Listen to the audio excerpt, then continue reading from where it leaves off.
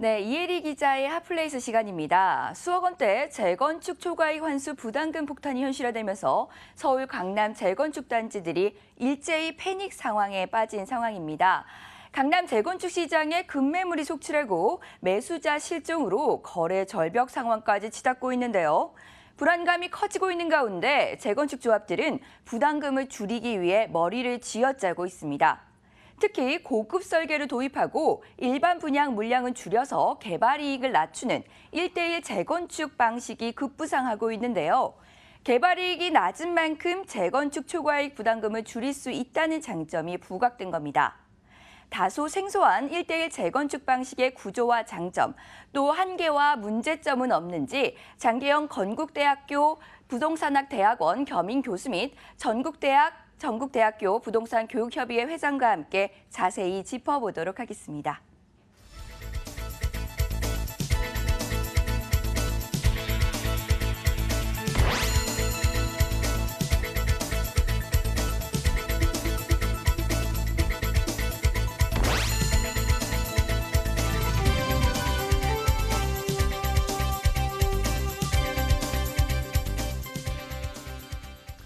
워낙 재건축 시장에 대해서는 여러분들의 관심이 높아서요. 저희가 지난번에도 이혜리 기자와 함께 이 부분과 관련해서 이야기를 해드렸었는데 오늘 더 심층적으로 분석을 해보고 앞으로 전망도 함께 이야기 나눠보도록 하겠습니다. 그래서 오늘 앞서 소개를 해줬던 것처럼 전국대학교 부동산교육협의회 장계영 회장과도 이야기 함께 나눠보도록 하죠. 어서 오십시오. 네, 반갑습니다. 네, 안녕하세요. 네. 우선 이혜리 기자에게 먼저 물어보도록 하겠습니다. 우리가 저번에 얘기하면서 1:1 재건축 얘기 잠깐 하고 넘어가긴 했었는데 이게 구체적으로 어떤 건지 다시 한번 정리를 해보고 심층적인 얘기 한번 해보죠. 예, 다소 생소한 방식이라고 할 수가 있는데요. 1:1 재건축과 달리 보통의 우리가 알고 있는 일반 재건축은 현재보다 더 많은 가구 수를 재건축해서 늘어난 가구 수만큼 일반 분양을 해서 조합원의 수익을 극대화하는 게 보통의 경우입니다. 하지만 1:1 재건축은 일반 분양 물량이 거의 없이 재건축으로 가구 수를 늘리지 않고 조합원 수만큼 아파트를 짓는 방식입니다. 특히 기존의 재건축 방식은 사업성을 높이기 위해서 기존 주택보다 면적을 줄인 중소형 아파트로 주로 재건축을 하는데요. 이와 달리 1:1 재건축은 중대형 평수의 아파트를 유지하면서 초고급의 프리미엄을 유지할 수 있다는 장점이 있습니다. 예컨대 재건축 전에 84제곱미터의 이런 집을 소유한 조합원이었다면 재건축 후에도 84제곱미터의 비슷한 면적의 새 아파트로 옮겨가게 되는 겁니다. 또 특징적인 부분은 임대주택을 공급할 의무화가 없다라는 점인데요. 일반적인 재건축의 경우에는 전용 면적이 30% 이상 늘어날 경우 전용 면적 85제곱미터 이하의 소형 임대주택 및 국민주택을 전체 가구 수의 60%까지 의무적으로 공급을 해야 합니다. 하지만 1:1 재건축은 용적 응유를 늘려서 일반 분양을 하지 않는 만큼 임대주택을 공급하지 않아도 되고요. 또 재건축 절차가 상대적으로 단순해서 사업 속도를 높일 수 있다는 장점이 있습니다. 여기까지는 이제 우리가 지난번에 했던 얘기들 다시 한번 정리를 해줬는데 그렇다면 이제 1:1 재건축에 있어서 어떤 가장 큰 장점이 있을지에 대해서는 이제 회장님께 한번 여쭤보도록 하겠습니다.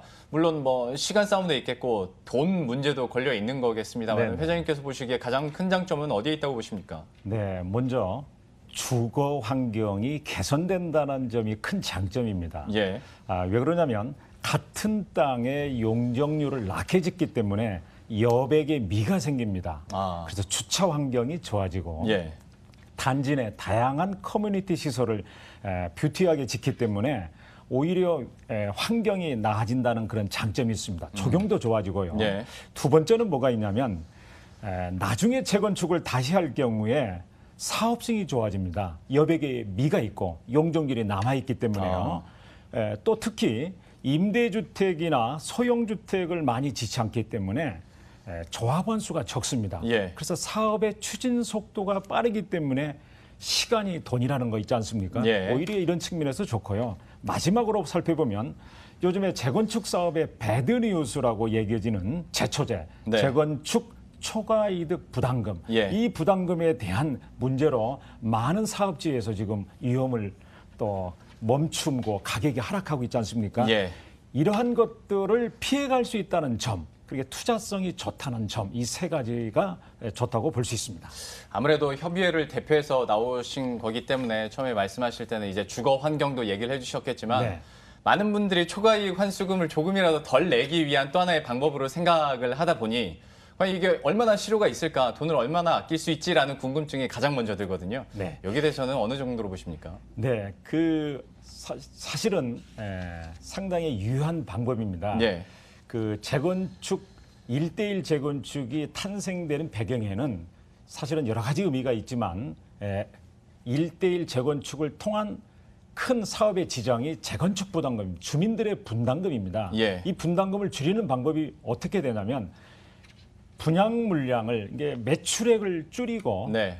비용, 사업 비용을 올리는 겁니다. 네. 그러면 이득이 없잖아요. 예. 이득이 없으면 거기에 참여하는 주민들의 분담금이 없어지는 겁니다. 예. 그러면 이러한 것들이 모든 사업장에서 이루어지는 것이 아닙니다. 네. 제한적 요소는 있습니다. 그래서 제한적 요소를 갖는 지역에서 이러한 사업을 하는 것은 상당히 좋습니다. 예. 한번 잠깐 표를 한번 살펴보면요. 예.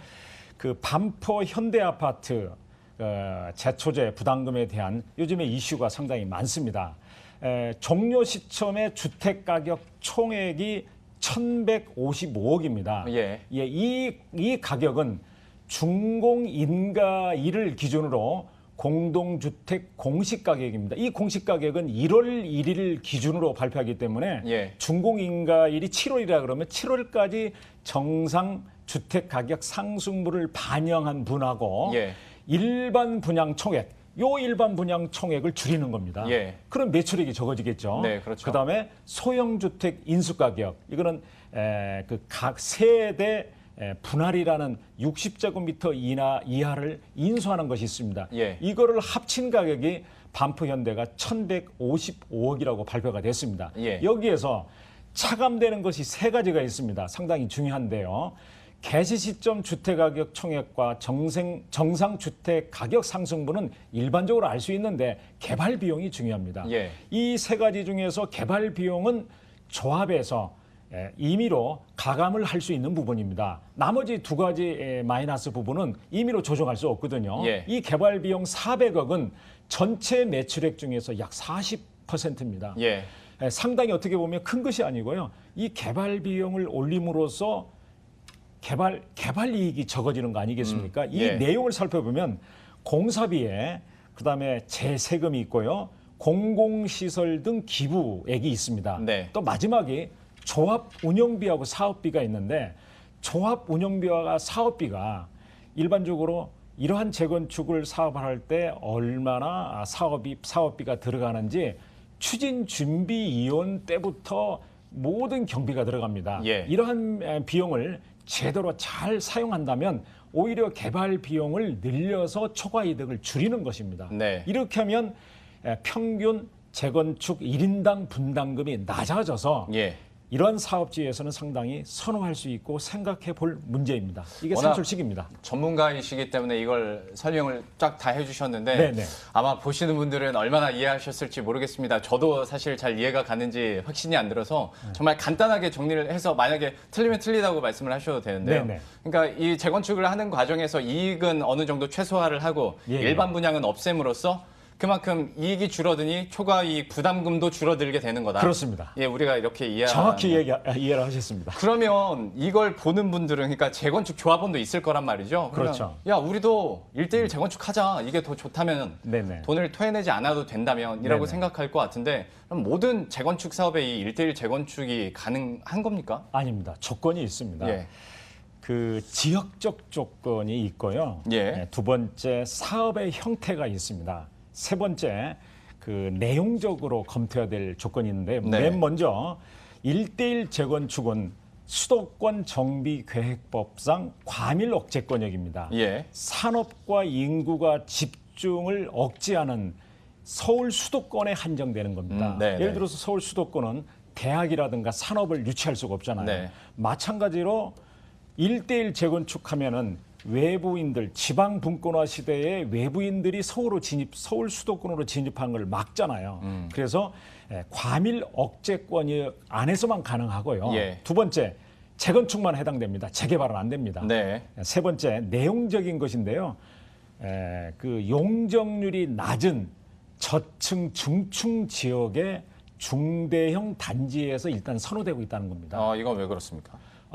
용적률이 낮기 때문에 예. 용적률을 일반 분양을 적게 하거나 많이를 조정할 수 있는 것은 용적률이거든요. 네네. 그 버퍼가 있어야만 예를 들어서 조정할 수 있는 여지가 더 크다는 여지가 거죠. 있죠. 예. 그 여지를 주민들이 선택하는 건데요. 예. 근데 내용적으로 중요한 것은 갭 투자나 전세 세입자가 많은 지역에서는 예.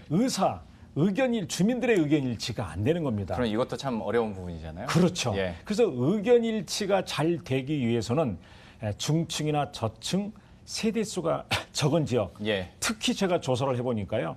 한강변을 중심으로 한 남북, 예. 아차산 밑에 경관이 좋은 지역, 예. 이와 같이 중층과 용적률이 낮은 주거 환경이 좋은 지역이 일단 사업 지역으로 그동안에 이루어졌고 앞으로 예상되는 지역이라고 볼 수 있습니다. 뭐 선호도나 그리고 조건에 대해서도 얘기를 해주셨는데요. 그러면 실례로 이혜리 기자, 1대1 재건축이 좀 성공한 사례가 있다면 소개를 해주시겠어요? 네, 1대1 재건축의 대표적인 사례로는 용산구 동부 이촌동에 위치하고 있는 레미안 첼리투스입니다. 레미안 첼리투스는 과거 렉스 맨션 아파트를 재건축한 아파트인데요. 기존 15층 10개 동 총 460가구를 재건축해서 56층 3개 동 460가구로 재탄생을 했습니다. 과거 렉스 맨션 아파트는 단지가 굉장히 작고 또 가구별 전용 면적이 46평형으로 굉장히 대형 평수로 위주로 되어 있었는데요. 이 때문에 재건축 사업성이 떨어진다라는 분석이 많았습니다. 조합원들은 무리하게 가구 수를 늘려서 수익성을 높이기보다는 현재 가구 수를 유지하는 1대1 재건축을 택했는데요. 예. 일반 분양이 없었기 때문에 조합원당 공사비를 포함한 분담금은 무려 5억 4천만 원에 달하기도 했습니다. 재건축 전 레스 맨션 아파트의 시세는 10억 원대로 공사비 등 투자를 한 사업비까지 포함하면 가구당 약 15억 원 이상의 자금이 들어갔다라고 볼 수 있는데요. 예. 현재 레미안 첼리투스의 매매 가격은 27억 원대로 최근 시세대로 팔았다면 시세 차액은 10억 원대에 달하는 1대1 재건축의 성공작으로 평가를 받고 있습니다. 또 막 입주를 하고 있는 잠원동의 아크로 리버브 역시 1대1 재건축의 사례인데요. 아크로 리버브는 서초구 잠원동의 신반포 5차를 재건축한 아파트입니다. 기존의 전용 면적 78제곱미터와 84제곱미터의 555가구가 같은 크기의 총 595가구로 재탄생했는데요. 1대1 재건축으로 소형 평수의 의무 공급은 없었지만 추가된 40가구 정도는 일반 분양을 실시하기도 했습니다. 현재 시세는 24억 원에서 27억 원대로 형성이 되고 있어서 예. 분양 당시보다 2.5배가량 올랐다고 볼 수 있습니다. 예. 성공 사례들을 얘기를 해주셨고 뭐 이외에도 사실 우리가 가장 관심이 있는 것이 압구정 쪽이지 않습니까? 네. 여기는 뭐 분담금도 억 단위로 막 쭉쭉 올라가다 보니까 많은 분들이 좀 관심을 갖고 계실 것 같은데 압구정 3구역도 1대1 재건축 추진하고 있죠? 네, 그렇습니다. 예, 이게 그러면 역시 분담금을 줄이기 위한 한 가지 방법론으로 제시가 되고 있는 건가요? 네, 분담금을 저감하는 대책도 있지만 또 예. 하나 중요한 것은 앞에서 설명했지만 레미안 첼리투스가 주민 분담금이 5억 4천만 원이었고 예. 그다음에 아크로 리버뷰가 지금 3.3제곱미터당 가격이 1억 원 정도입니다. 예. 사업성이 좋아졌기 때문에 압구정 6개 특별 계획 구역 중에서 선도적으로 압구정 상구역이 이러한 사업을 1대1을 하게 된 것은 사업성이 좋아졌다는 겁니다. 예. 그래서 분양 가격을 1억 원 정도로 예상해서 주민들이 부담할 수 있는 분담금을 낮춘다는 겁니다. 왜 그러냐면 공사비를 상당히 높이겠다는 예. 그러한 제반적 여건이 성숙되었기 때문에 예. 추진하고 있는 걸로 판단됩니다.